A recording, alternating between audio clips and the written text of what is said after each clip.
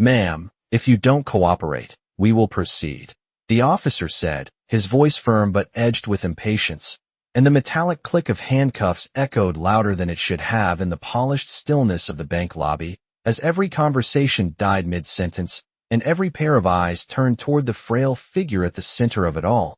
Margaret Johnson stood there in a faded blue cardigan, her hands trembling not from resistance but from confusion, her silver hair catching the sterile white light overhead, her small purse hanging loosely from her wrist as if even it had grown too heavy for her to carry. She blinked slowly, trying to make sense of the words being spoken around her, the accusations that didn't seem to belong to her life. "There must be some mistake," she said softly, her voice thin but steady, the kind of voice that had spent decades soothing children, settling arguments, surviving quietly. But the officer in front of her, Daniel Brooks, didn't lower his gaze, didn't soften his tone. To him this was procedure, another call, another situation to control. The bank manager stood a few feet away, arms crossed tightly, eyes sharp with suspicion, whispering something under his breath about flagged transactions and irregular withdrawals. The words floated through the air like smoke, thick and suffocating. Margaret's fingers tightened slightly around the edge of the counter as she tried again. "I just came to withdraw my money," she said, slower this time, as if clarity alone could fix what was unraveling. But around her the atmosphere had already shifted, phones subtly raised, screens glowing, strangers leaning in just enough to witness but not enough to help.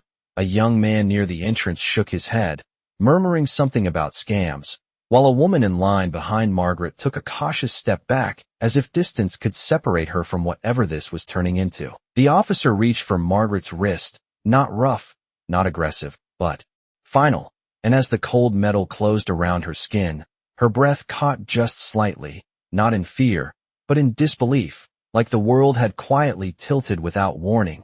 "Please," she said, almost to herself now, her eyes searching faces that refused to meet hers. The marble floor beneath her feet reflected the scene in fractured light.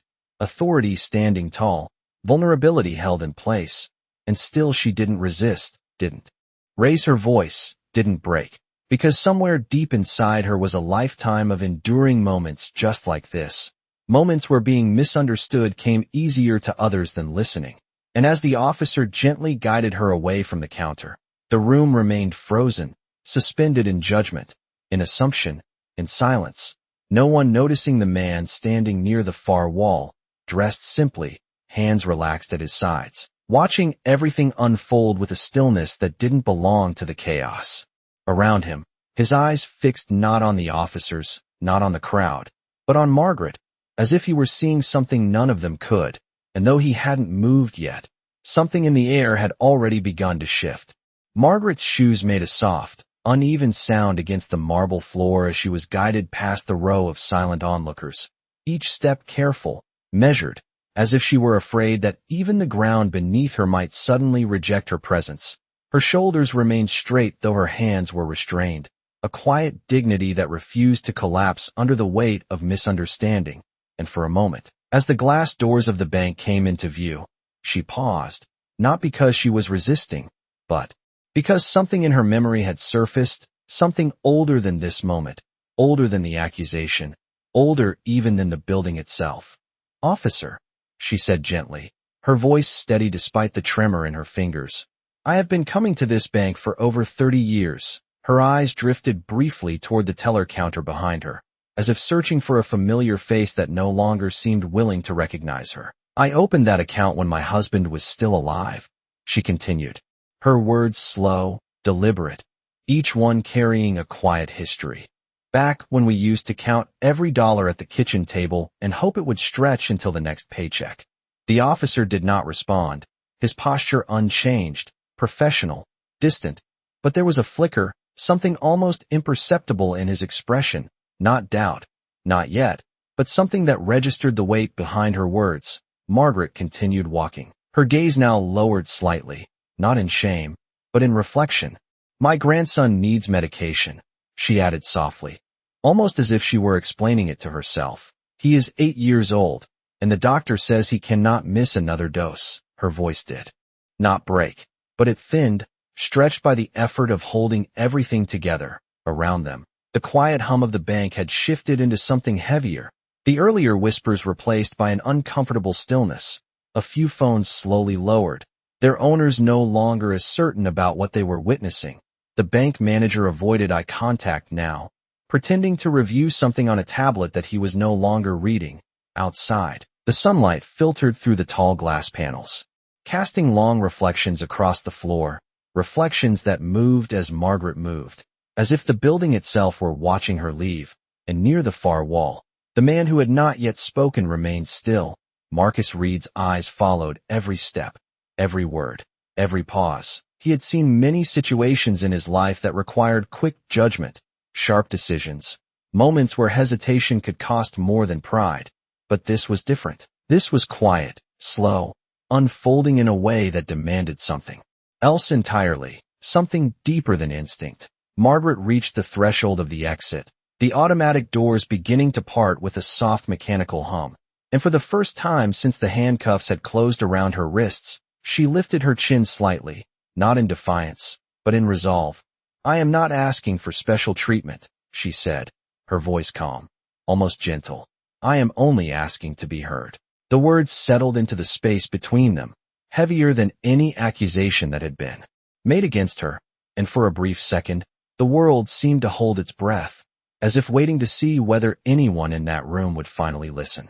Officer Brooks slowed just enough to adjust his grip as the glass doors opened fully, the outside air drifting in with a faint warmth that contrasted sharply against the cold, conditioned stillness of the bank interior. He glanced briefly toward the manager, who gave a small, uncertain nod, not confident, not assured, but unwilling to reverse course now that the situation had reached this point. Procedure had momentum, and momentum was often mistaken for certainty. "We will sort this out at the station," Brooks said, his tone measured, as if repeating something he had said many times before, something that usually ended conversations rather than inviting them. Margaret stepped forward again, the sunlight brushing against her face, softening the lines of worry that had settled there. But she did not look relieved. She looked thoughtful, as if she were tracing something back through memory, trying to understand where exactly things had gone wrong. "I do not drive anymore," she said quietly, not as an objection, but as a fact. "I walked here this morning." Her eyes shifted toward the sidewalk beyond the doors, where a few passing cars moved along the street, ordinary, unaware. "It took me almost 20 minutes, she added, her voice steady. "I wanted to make sure I had enough time before the pharmacy closed." Brooks did not respond, but his jaw tightened slightly, a small reaction that suggested the words were reaching somewhere beneath the surface of routine. Behind them, inside the bank, the earlier tension had begun to unravel into something more complicated. A younger teller leaned toward another employee and whispered, her voice lower now, less certain than before, while a man who had been holding his phone up just moments ago slowly lowered it completely, his screen going dark as if the story he thought he was capturing no longer felt as clear. The manager shifted his weight, glancing toward the officers and then away again. The confidence he had displayed earlier replaced by something quieter, something closer to doubt. Near the far wall, Marcus Reed remained still, but his attention had sharpened, his posture unchanged, yet there was a subtle tension in the way his shoulders settled, as if he were preparing to step forward but had not yet decided the exact moment. He had watched the exchange from the beginning, the tone, the assumptions, the way the situation had formed before any real understanding had taken place, and now, as Margaret spoke, he could hear something that others were only beginning to notice, not just the words, but the absence of fear in them, the absence of deception. It was not the voice of someone trying to escape consequences. It was the voice of someone trying to preserve dignity. Margaret took another small step forward, the edge of the sidewalk now just beyond her reach, and for a brief moment she paused again, her eyes closing gently, not in surrender, but in reflection, as if she were gathering something inside herself, something steady, something that had carried her through harder days than this one. "My husband used to say that banks were built on trust," she said softly, her eyes opening again, her gaze calm. "He believed that if you did the right thing long enough, people would eventually see it." Her words were not directed at anyone in particular, but they settled into the space around them with quiet weight. Brooks exhaled slowly, the sound almost lost beneath the distant noise of traffic, and though he did not loosen his hold, something in his posture shifted, not enough for others to notice, but enough to suggest that the situation was no longer as simple as it had first appeared. And just behind them, still inside the bank, Marcus finally moved. One step forward, deliberate, controlled, the kind of movement that did not demand attention, but inevitably drew it anyway. His eyes fixed not on the officers, but on Margaret, as if he had already made a decision that the rest of the room had not yet caught up to. "Hold on," Marcus said, his voice cutting through the air not with volume, but with clarity, the kind that made people pause before they even realized they had heard it. Officer Brooks turned slightly, his grip still firm but his attention now divided.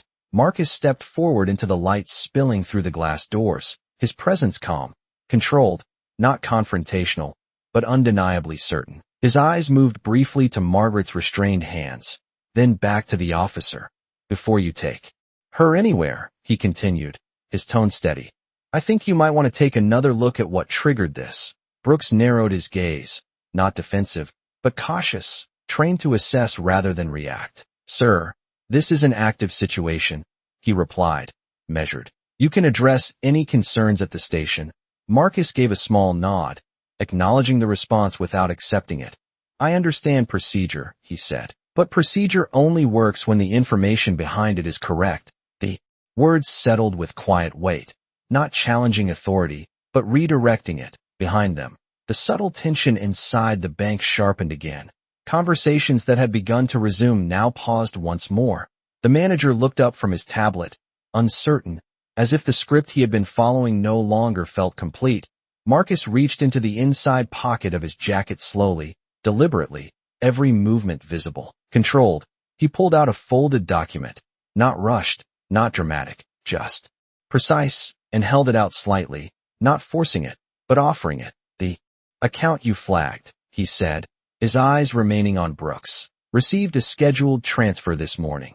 Brooks hesitated for a fraction of a second, then accepted the paper, his fingers careful, his attention narrowing as he scanned the page. The shift was subtle, but real, the kind of shift that happens when certainty begins to meet contradiction. Margaret stood quietly between them, her breathing even, her posture unchanged, as if she had stepped outside the urgency of the moment and into something steadier, something that did not require her to prove her worth. Marcus continued, his voice calm, almost conversational. "It is a military compensation transfer," he said, "processed through a federal system that does not always reflect immediately in standard account summaries." Brooks' eyes moved across the document again, slower this time, the earlier rigidity in his stance softening just slightly. Not enough to signal resolution, but enough to suggest reconsideration. The manager stepped closer now, drawn by the gravity of the exchange, his earlier confidence replaced by a quiet tension. "We ran the system check," he said, his voice lower than before. "The account showed irregular activity." Marcus turned his head just enough to acknowledge him. "Irregular does not mean unauthorized," he replied, not sharp, not dismissive, just precise, the distinction hanging clearly in the air. Brooks lowered the paper slightly, his gaze shifting between Marcus and Margaret, something unspoken passing through his expression, not doubt alone, but the recognition that the situation was no longer aligned with the assumptions that had guided it. "And you are?" Brooks asked finally, not as a challenge, but as a necessary step. Marcus met his eyes directly, his voice unchanged. "My name is Marcus Reed," he said, "and that transfer came from me." The words landed without force, but with undeniable clarity, the kind that does not need emphasis to carry weight. Inside the bank, the stillness deepened, the kind that follows when a narrative begins to fracture, when what seemed obvious moments ago no longer holds. Margaret's eyes shifted slightly toward Marcus, a flicker of recognition passing through them. Not surprise, but something quieter, something rooted deeper than the present moment. Brooks exhaled slowly, the tension in his shoulders easing just enough to suggest a shift in direction. Not yet a resolution, but no longer an escalation. The sunlight continued to spill across the floor, catching the edge of the document in Brooks' hand, illuminating the printed details that had been overlooked, and for the first time since the handcuffs had closed, the moment no longer felt fixed. It felt like it was beginning to turn. The paper in Officer Brooks' hand did not move for a few seconds longer than it should have, his eyes scanning the same lines again as if the meaning might change on a second read, but it did not. The numbers remained the same, the authorization codes aligned, the timestamp matched the system alert that had triggered everything. Yet the conclusion no longer fit. This transfer, he said slowly, more to himself than anyone else, was marked for review due to size. His voice lacked the earlier certainty, replaced now by something quieter, something searching. The bank manager stepped closer, leaning in just enough to see the document clearly. His lips pressed into a thin line as he recognized what had been missed. It should have been cross-checked with federal clearance flags, Marcus said calmly, not accusing, just stating what had been overlooked. The manager nodded once, a small, reluctant motion, the kind that carries more weight than a denial ever could. Margaret stood still. Between them, her hands still restrained, but her presence unchanged, not demanding, not pleading, simply waiting, as if she had already lived through the outcome and was now allowing others to catch up to it. Brooks lowered the paper slightly, his gaze shifting back to Margaret, really looking at her now, not as a situation, not as a report, but as a person, and in that moment, something in his posture gave way, not dramatically, not visibly to everyone, but enough that the tension in his shoulders eased, enough that his voice, when it came, carried a different weight. "Ma'am," he began, the words softer than before, unfamiliar on his tongue in this context. "I need to verify one more thing." It was not a command, not anymore. It was a request shaped like procedure. Margaret gave a small nod, her expression calm, patient, as if she had been waiting not for permission, but for understanding. Brooks reached toward his radio, speaking quietly into it, requesting confirmation through a secondary channel, his tone professional, but no longer rigid. As he waited for the response, the silence stretched, but it was no longer heavy with accusation, it was filled with reconsideration. Inside the bank, the atmosphere had shifted completely, the earlier whispers gone, replaced by a stillness that felt almost reflective. A teller behind the counter lowered her eyes, her hands resting motionless on the desk, while another employee glanced toward Margaret with something that resembled regret. The manager stepped back slightly, as if distance might soften his involvement. Marcus remained where he was, his presence steady, not pressing forward, not stepping back, simply holding the space open for the truth to settle where it belonged. The radio crackled softly, a voice responding on the other end, confirming the transfer, confirming the authorization, confirming what should have been clear from the beginning. Brooks listened without interrupting, his eyes closing briefly as the final detail came through, and when he opened them again, the situation had changed entirely, not because something new had happened, but because something true had finally been acknowledged. He lowered the radio slowly, his hand lingering for a moment before moving toward the cuffs, his movements careful, deliberate, as if the act required more than just motion. It required recognition. The metal clicked again, but this time the sound was different, not an ending, but a release. Margaret's hands came free, her fingers gently adjusting the sleeve of her cardigan, as if restoring something small but important. Brooks stepped back half a pace, creating space where there had been none, his voice quieter now. "There has been a misunderstanding," he said, the words simple, but carrying the weight of everything that had just unfolded. Margaret looked at him for a moment, not with anger, not with triumph, but with a calm that seemed to come from somewhere deeper than either. "I know," she replied softly, and in that brief exchange, the entire room seemed to exhale, not loudly, not all at once, but in small, quiet ways that added up to something undeniable. Something had shifted, not just in the situation, but in the people who had witnessed it. For a few seconds, no one moved, not because they were told to stop, but because something quieter had taken hold of the room, something that slowed everything down, the kind of stillness that follows when certainty collapses and leaves people facing what they missed. The sunlight through the glass doors stretched across the polished floor, touching the space where Margaret had just stood restrained, now empty. As if the moment itself had stepped aside to make room for something else. Margaret gently rubbed her wrists, not out of pain, but out of habit, a small motion, almost invisible, yet deeply human, restoring a sense of control that had been briefly taken from her. Her breathing remained even, her posture unchanged, and when she lifted her eyes, they did not search for blame. They rested quietly on the people around her, as if she were seeing them for the first time, not as authority or spectators, but simply as individuals. Officer Brooks stood still, the radio now silent at his side.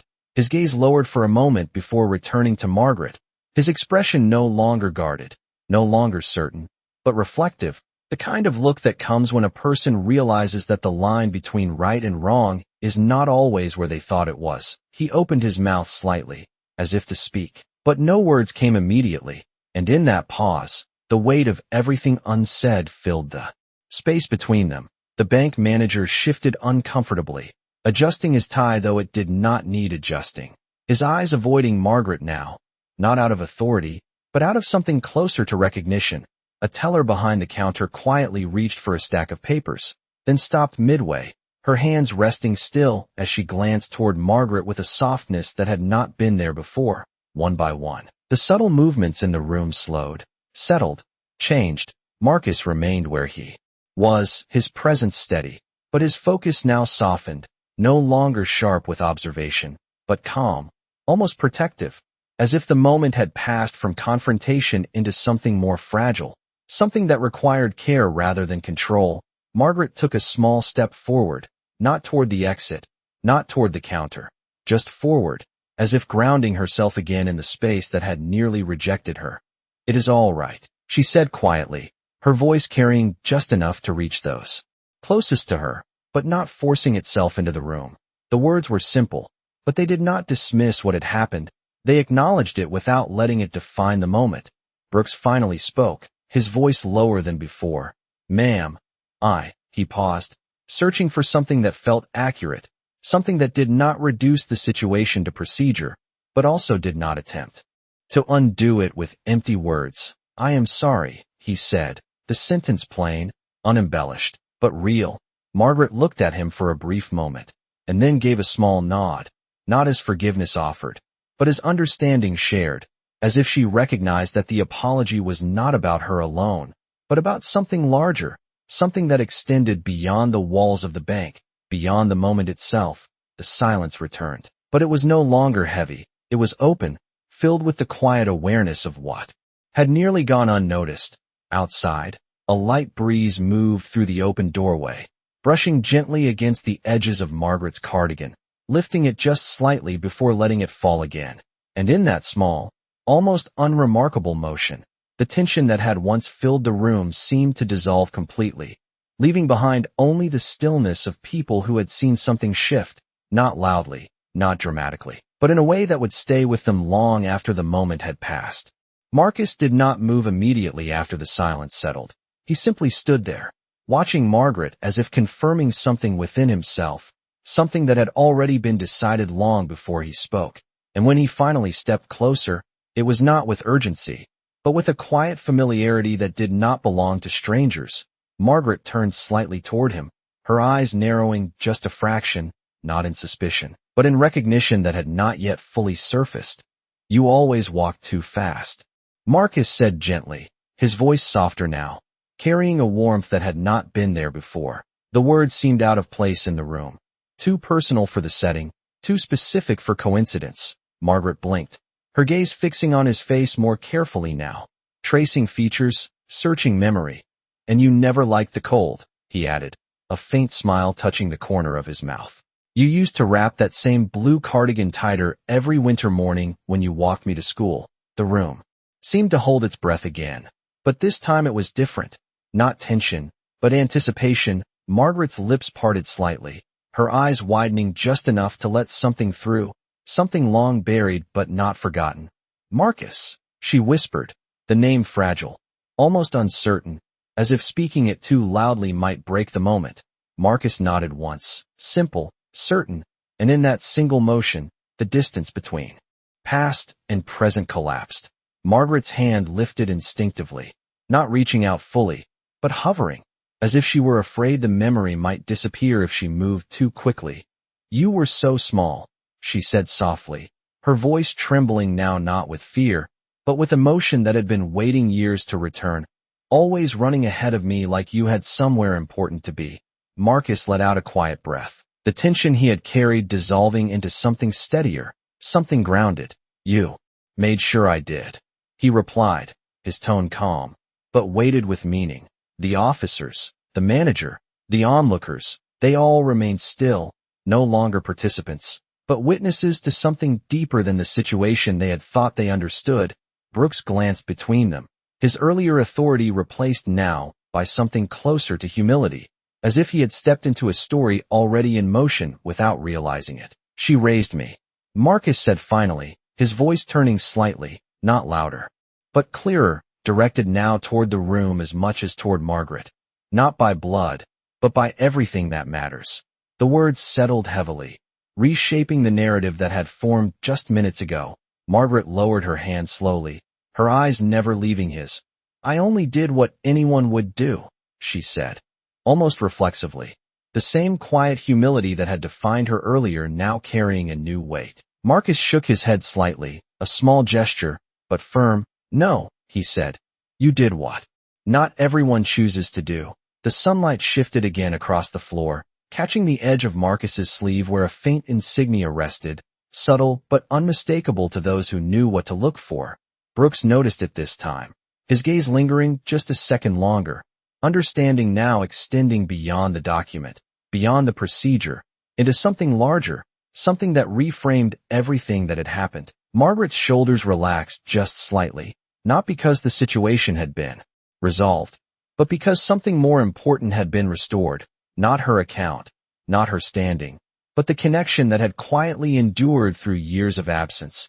And in that moment, the bank was no longer just a place of transactions and authority. It had become something else entirely, a space where truth had surfaced, not loudly, not forcefully, but through recognition, through memory, through the simple, undeniable presence of someone who had not forgotten.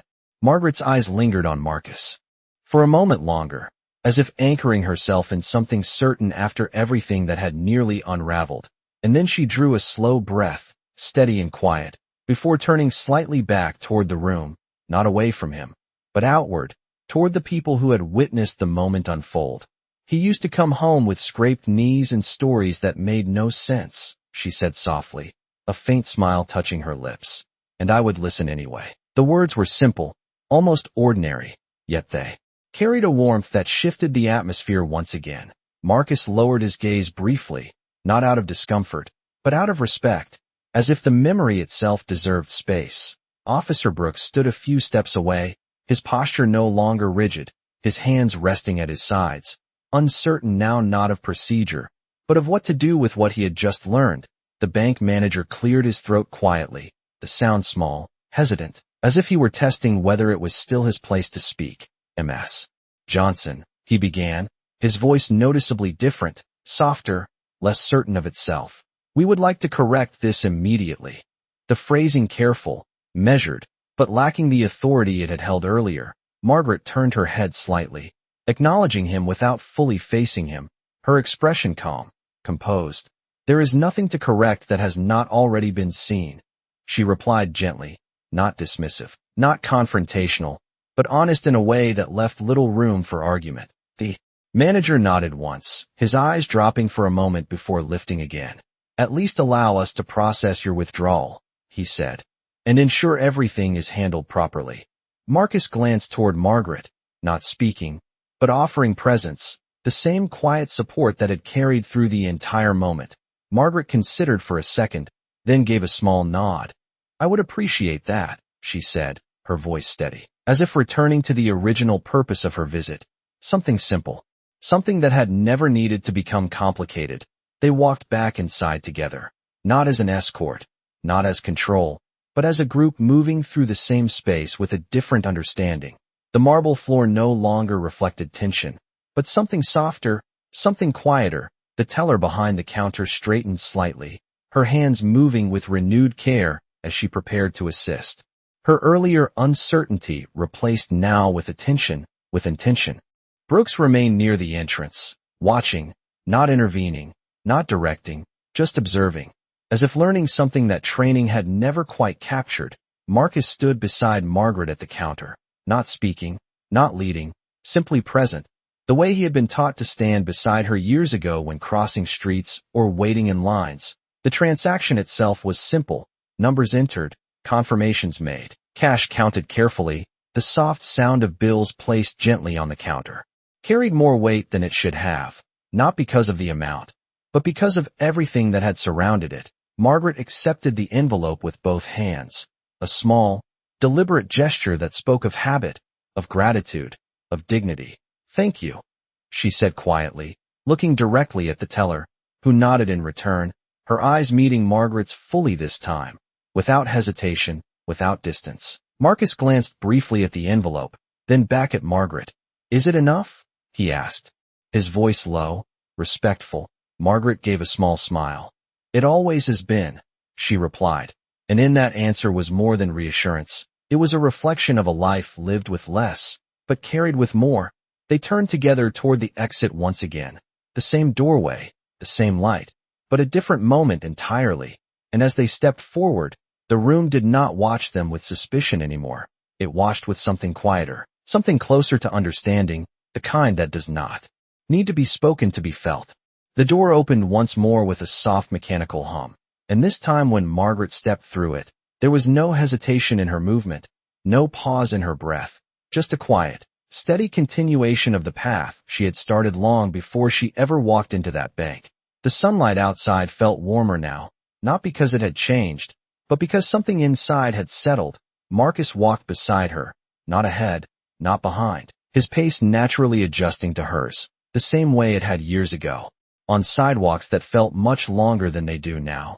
Neither of them spoke at first, not because there was nothing to say, but because the moment did not require words to complete it.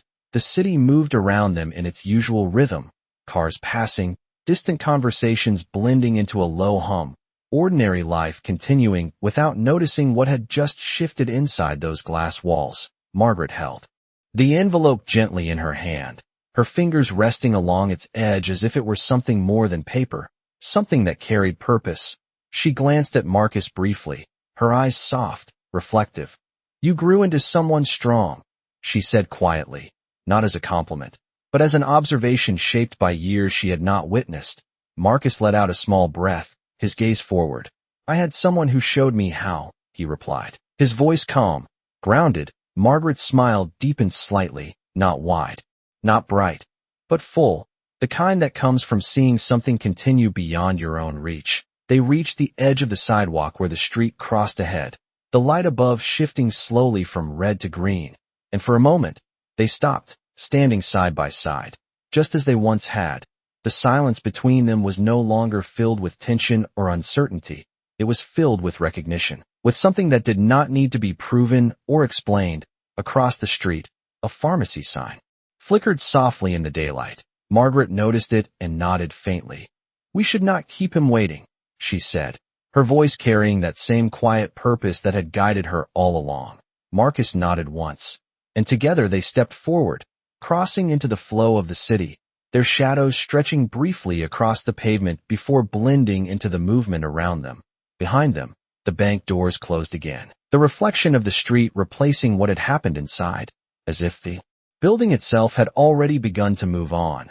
But for those who had been there, the moment would remain, not loud, not dramatic, but clear in a way that does not fade easily. Margaret adjusted her cardigan slightly as they reached the other side, the fabric settling around her shoulders. Familiar, steady. Marcus glanced down briefly, then back up, his posture relaxed, his presence no longer defined by what he had revealed, but by what had always been there. And as they walked toward the pharmacy, side by side, there was no need to look back, because what mattered had already been seen, not in the arrest, not in the correction, but in the quiet space between them, where dignity had remained untouched, where understanding had finally caught up, and where the strength of kindness had spoken louder than anything else ever could.